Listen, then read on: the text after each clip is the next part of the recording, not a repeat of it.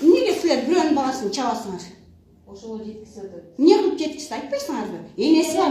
Атасы өлгөн болсо энеси бар. Энеси бар. Ал атасы өлгөнчү. Мына энеси экесе 5 эсе тили узун экен. 5 эсе узун болсо мен силер мага азылбай сүйлөп отуңарбы? Сен мага сөз тийгизип турган акылың жок. Эмне кылып ошончолук? Мен ошондой тарбия берип турмунбу? Билесиңерби силер чогуу жашап атасыңарбы же чогуу багышып атасыңарбы? Мен айтышам мен. Неге силер чаа урасыңар? 3000 эмес, 10.000 болсун. Мектепте антип аркасынан базага алып жүрүп алып, чаа урат, ичке коет деген жок. Не андай күнөөңөр жок болсо аны телефонун алып алып, тартып койгон видеосун өчүрөсүңөр. Өзү өчүп калды. Ал өзү өчпөйт ал. Колунан жулуп алып, заставить этип ага баягы кордук кылып, арыз жаздыртып. Кана ушул жекте мектепте 11-класска чейин боенбогон окуучу барбы? Мектепте боенбогон болбойт. Биякыне шоу. Барбы? Ошо тегиз кармап атасыңарбы ошону? Шоу бияка силерге. Силер багы жарым жетим эмне экен деп көңүл бөлүп атасыңарбы же балдарга? Көңүл бөлүнүп эле тамак ичип кетет. Көңүл бөлүнүп аткан болсо, ошол моменттечи мындай чакырат энесин, моминтип атат, монтип сүйлөп атат деп. Мен да жакшы билем мен. Силер 4 бала тарбияласаңар, мен 7 бала тарбиялагам. Чакырбай койду. Сизди чакыртканбыз, апам ооруп атат деп чакыртпай. Мен ооруп аткам. Давлением азыр да түшүп атат. Азыр мочка араң келдим мен.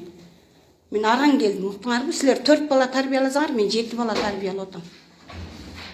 Кызыңызды тарбиялагансыз ошо. Кандай ошол? Силер тарбия көргөнсүңөрбү? Милдеттүү болсоңор силер чапканга, урганга аркасынан барып, мынтип сая түшүп, желкелеп, алып келип переходный возрасттагы кыз өлүп калса эмне болот? Сиз ушинтип болуш берсеңиз, любой жерден. Мен өмүр болушуп келген эмесмин. Любой жерден ушинтип. Силер алдантип тарбия бергенге акыңар жок. Чапканга да акыңар жок. Алып барып тетиги жака камап алып урганга да акыңар жок. Тарбияны антип бербейт, жакшы айтып берет тарбияны. Жакшы айтып бергенсиз ушуга чейин. Эмне кылды ушуга чейин? Айтып бергилечи. Ошо сөздү уккан жок. Жо айтып бергиле. Кандай эмне кылды? Мен дагы менин берген тарбиям экен. Мен сага кулатып, менден ашат экен, менин кызым. Кана Сиз өзүңүздүн кызыңызга азыр болушуп атасыз. Балдарына любой адам болушат. Мен келгенде эмесмин бул убакка чейинчи. Мен сизге сөз коротуп деле келгем. Мен деле короткум келбейт. Мен сурап атам. Эмне үчүн силер чабасыңар? Эмне үчүн силер? Ошого жеткиздиңиз. Эмне кылды ошол айтпайсыңарбы? Силер мен айткан экенсиңер. Чейин кирем деп, мага чейин чуркап келди. Чап деп жеп атса кирет да. Таяк жеп атса эмне кирет кыла да. аласыз деп мага кекетти. Сүйлөйт да, өзүнө защита кылат да. Эмне кыла аласың сен деп кекетти. Жо, эмне себептен ошол сөздү айтты? Ошондо айтышып келдиңиз. Эмне себептен айтты ошону? Силер ылдый түшүп бараткан экен Столовайга. Мен Столовайга баратам дептир. Жок, мындай болду. Бияктан бир баланын шапкасын издеп мен ылдый түштүм подвалга. Жанында ызылдаган бир балдар жүрүптү. Анан балдарга жиним келип, эмне басып жүрөсүңөр деп ошентсем, мен ашканага деп жанагындай көзүмө моңуна укуштар. Болгон характер ошол эркек мүнөз.